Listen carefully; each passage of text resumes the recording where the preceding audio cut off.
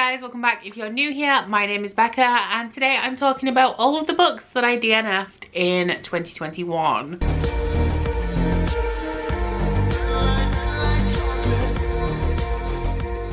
So if you guys don't know what a DNF is, it is a book that I did not finish. I've seen Murphy make these videos before. I think she at least used to do them quarterly. I'm not sure if she still does, but it's not something that I've ever made because I typically don't DNF books. I normally have maybe 1 or 2 DNFs a year, and I have DNF'd a little bit more this year. I think part of it is down to me doing my unhaul project. So if it's a book that I don't think I'm gonna like anyway and I'm not enjoying it, then I have been DNFing it. But I don't have a substantial amount.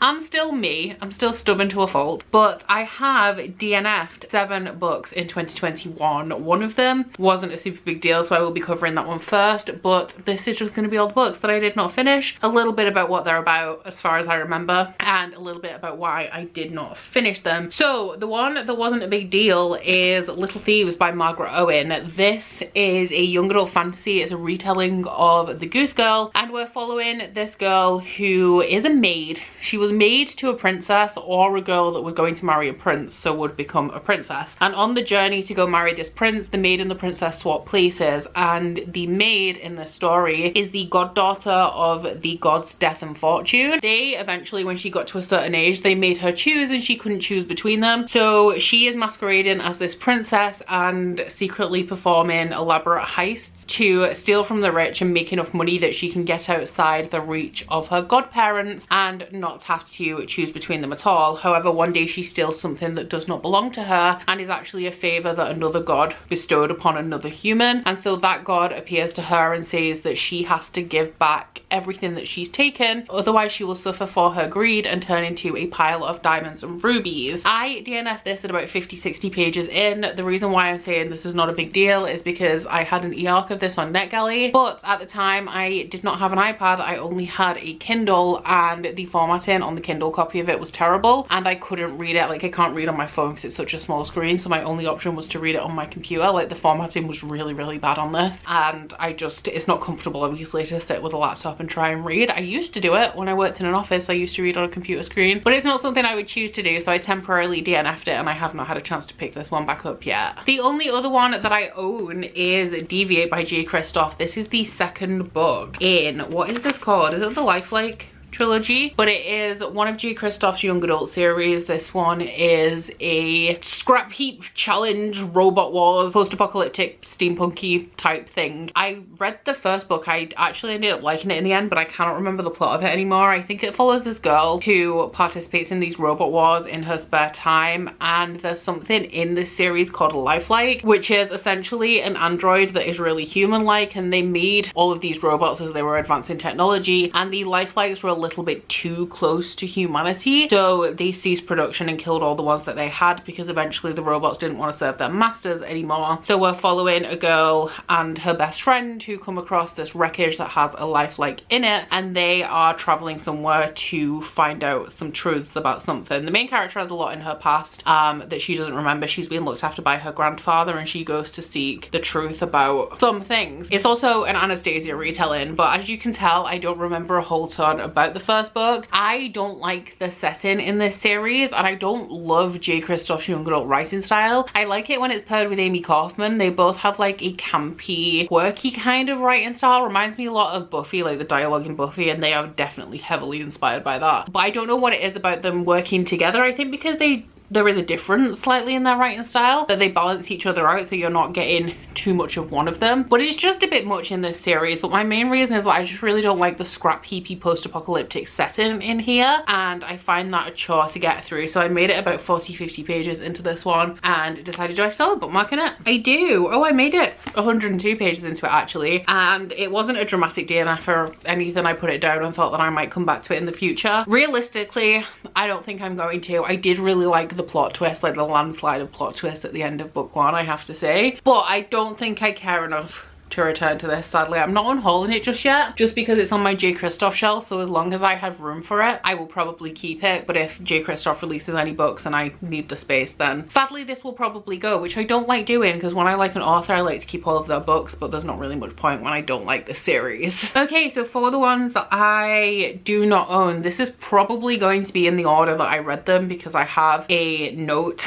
on my phone where I've been adding them every time I've DNF'd a book. But the first one was Secrets of the Starcrossed, and I cannot remember the name of the author. Clara O'Connor. So this was an ARC that I received, and I was really excited about it because it is an alternate history that is set in a world where the Roman Empire never fell. It's set in the UK, and it also, as you may be able to tell from the, well, not from the title actually, from the series name, which is The Once and Future Queen, it is an Arthurian legend retelling as well, which I have since realized, and you may notice with this list, I don't think I like Arthurian retellings. I like the Legend of King Arthur, and I thought that that would be something I'm really into. But as of yet, I think I've read 3, if you include the 2 DNFs that are going to be in this video, and also the one by, is it Amy Rose Capetta, The Once and Future, is it The Once and Future King? I'll insert a picture of it here. I gave that 2 stars, I really didn't like that, so I don't think Arthurian legend is for me. But in this one, we are following this girl who's really privileged and really entitled. I'm really irritating. I don't actually remember a whole ton about this now, but I remember that my main frustration with it is that there is far too much going on in here, and some of the things in it contradict each other. So it's set in a world where, like, what would have happened if the Roman Empire never fell kind of situation, but when they curse the gods, they curse Hades, who's Greek, and it never really made, because if you think about it sensibly, you would assume if they're gonna worship any ancient gods or make reference to any, it would be the Roman ones. So I don't think it ever clarified in the bit that I read. I think I gave this a good try. I think I made it at least halfway, but it never clarifies why they're cursing to Greek gods. It also has more in it. It's got Celtic folklore as well, I think, in it. And the main character was just insufferable. I did not like her. I even tried the audiobook for this as well. The narration was very much like 1950s old British Hollywood, well, British and Hollywood doesn't quite add up there, but like old black and white British movies with like the really posh voice. Like, I'm sure you can hear it in your head, the thing that I'm describing. The main character, I remember at some point in the book, she was doing something good for somebody. She was saving somebody or helping somebody, and instead of talking about like how good it felt to help somebody and how she was glad that she was helping somebody in need, she was thinking more about how it made her a good person by doing this. So she was only helping somebody to be a better person herself, kind of deal, which, I mean, I wasn't a big fan of, and it really just played into how much of a knob she was. Next up, we have The Midnight Queen by Sylvia Hunter. This is one that I actually really wanted to enjoy. I adored the cover of this, and it did sound interesting. So this is about a guy who is trained in magic. It's like a historical fantasy, and he's trained in magic, and one day he does something that gets him ostracized and sent away to study under a professor, like in the middle of nowhere. And there he meets the professor's daughter, who really wants to train in magic, but she can't because she's a woman. Assumedly it would evolve into a romance between them at some point, but I knew going into this that it was risky for me because it was historical, and I don't love historical fiction. It's a sense of propriety. I'm like, wow, I'm so bored watching you stare at each other longingly. I cannot cope. Although weirdly, I do like that in a modern setting. I don't know. It doesn't work for me. And I read at least, I want to say, 100 pages of this. It was real slow. I wasn't interested in anything that was happening, and it was definitely more historical than magical, so I DNF'd it. Next up is We All Looked Up by Tommy Wallach. This is about a group of teenagers who are very different from each other. So you have like the popular girl, the jock, the misfit, all of that kind of stuff. But it follows a group of teenagers who are kind of coming together when they find out that the world is going to end and a comet is going to hit Earth and eradicate it in this period of time. I read, once again, at least 100 pages of this, and it was more about the bullshit teenage drama. Not in an interesting way as well, because I'm always down for some bullshit teenage drama when I'm in the mood for it. Like, nobody was concerned about the comet, which is what I wanted it to focus on, because I wanted to know what these teenagers were going to do, like when they're faced with the fact that the world is going to end, and they just weren't really paying attention to it, which I kind of get, because I feel like it's a hard thing to comprehend. Like, I have lost people in the past, and I find it really difficult to comprehend the fact that somebody that was there is now not there, and it just like really bends my brain. So I understand the wanting to ignore it and not taking it seriously because you don't understand how like you can cease to exist and everything else can also cease to exist. But in terms of it being a compelling book, it just wasn't for me. I've heard terrible things about the author as well in terms of like himself as a person, and I do feel like that was very present in the book. I already had the book, like I knew that he wasn't a great guy, but I already had it, so I was like, cool, I'll just give it a try and unhaul it anyway. But I feel like it really came through in the text. There was instances of transphobia, homophobia, fat phobia and all of that kind of stuff that was very clearly not meant to be there to be challenged or for the people to grow from the ignorant takes. So I wasn't interested. Most of the characters weren't great people, and so I DNF'd it. Next up we have The 100 by Cass Morgan. I'm sad that I didn't like this. Similarly with We All Looked Up, I just felt like there was a lot of bullshit teenage drama, which is interesting in this one because from what I remember, I may be a little bit off on this, and I know a lot of you guys know a lot about The 100 from the TV show, which I am still going to try at some point. I'm very behind on all of the TV that I would like to catch up on from the last like 10 years, but it is about a society that have left Earth. I think Earth was dying and it was radioactive, so they went to live orbiting Earth in ships. There are 100 teenagers who are from detainment units that are sent back down to Earth to find out if Earth is habitable. I read, once again, at least 100 pages of this, I think, and considering it's a short book with not a lot of text on the page, like a big font, so it's like a quick read, they were just taking too long to get to the point. Everybody was connected to each other in some way, like they were all either in love with each other and it was requited or unrequited, or they've been torn apart dramatically, and it focused more on that than actually exploring Earth, which is what I wanted to really know about. I don't mind all of that teenage angst and drama, once again, because I love myself an angsty romance, but it was just a little bit too much because nobody was focusing on the matter at hand, which is what does Earth look like now when it's been left for many years and also was radioactive. That's what I want to know. And the final book that I DNF'd was Legend Born by Tracy Deonn. I think I read at least half of it. I gave this one like a really solid try, and this one is about a girl who, I think she's in high school, she's like 16, 17, and she ends up going to this like early access college program, but before she does that, her mother dies. I think it's in some sort of accident, and she's really like struggling with the loss of her mother when she goes to this program. And on one of her first nights there, she attends this party, sees a whole ton of monsters, and sees a group of people fighting them, very shadow hunters, like how the her City of Bones starts in that way. These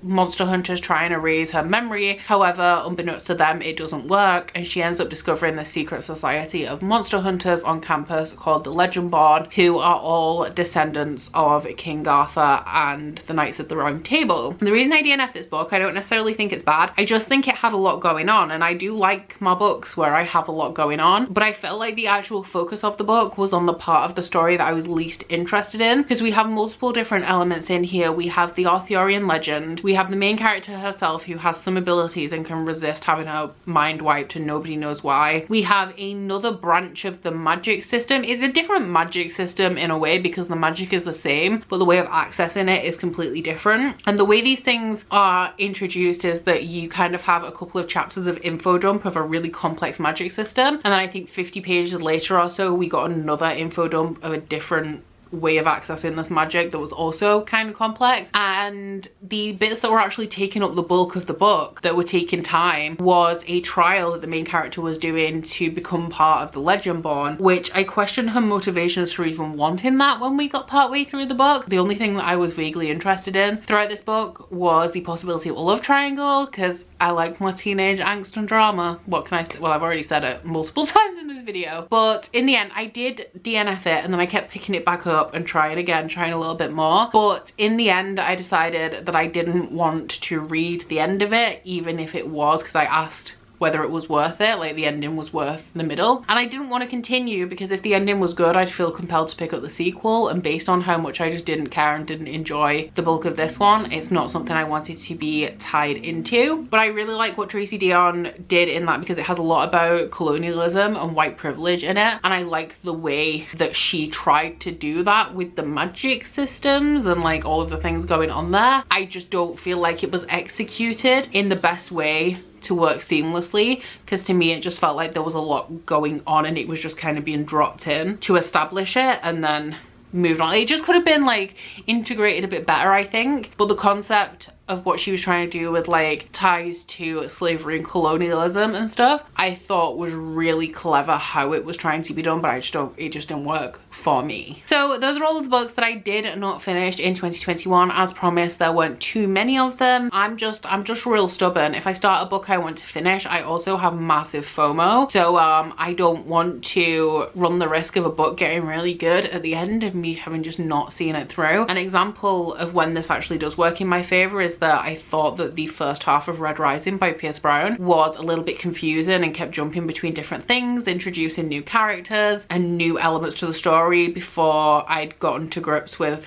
the previous one. And then the second half I really enjoyed, and it turned out to be like my favorite series of 2021. So for that reason, I don't like to DNF. But sometimes I gotta bite the bullet and just accept, like, I have no doubt that if I'd have finished the 100, it would have been a 2-3 star read, in which case I'm absolutely fine not finishing that out. But please let me know if there are any notable books that you DNF'd in 2021, because I know there's some of you guys who will just like discard a book if you're not feeling it in the first 50 pages. I wish it could be me, but honestly it could never be me. But aside from that, guys, please don't forget to like this video if you liked it, and subscribe if you wanna. If you head into my description box, you'll find links to my Goodreads, Instagram and Twitter if you'd like to follow me on any of those, as well as a link to my Bookish Candle website, the Instagram and Etsy for that, and a 10% off discount code. But that's it from me today, guys. Bye!